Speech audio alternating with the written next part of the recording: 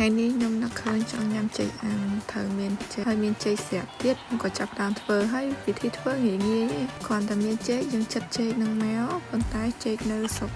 នេះភាគច្រើនបើសិនជាទុំអាំងអត់កើតទេបានថឹងរៀងចាស់តិចរៀងសាច់ទន់តិចគឺអាំងបានបើសិនជាវាទុំពេកគឺមួយក៏ទុំធម្មតាអាំងទៅគឺចូលគឺធ្វើឲ្យវិធីអាំងងាយៗគឺដាក់ក្នុងម៉ាស៊ីនអាំង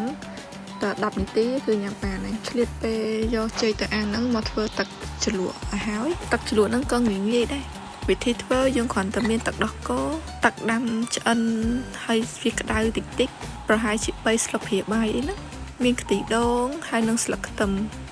ថែមអំបិលបន្តិចហើយកូរទៅយកចាប់ញ៉ាំទៅចូលចិត្តប៉ុណ្ណាលៃទៅតាមនឹងទៅសម្រាប់ខ្ញុំចូលចិត្តរៀងប្រៃផ្អែមដើម្បីយកចេកមួយចេកឆ្ងាញ់ឥឡូវនេះចេកយើងឆ្អិនហើយនេះលទ្ធផលអានោះរៀងទុំជ្រុលរៀងដូចខ្ញុំប្រាប់ចឹងជ្រាយពេកតែនៅញ៉ាំបានមានប៉ុណ្ណឹង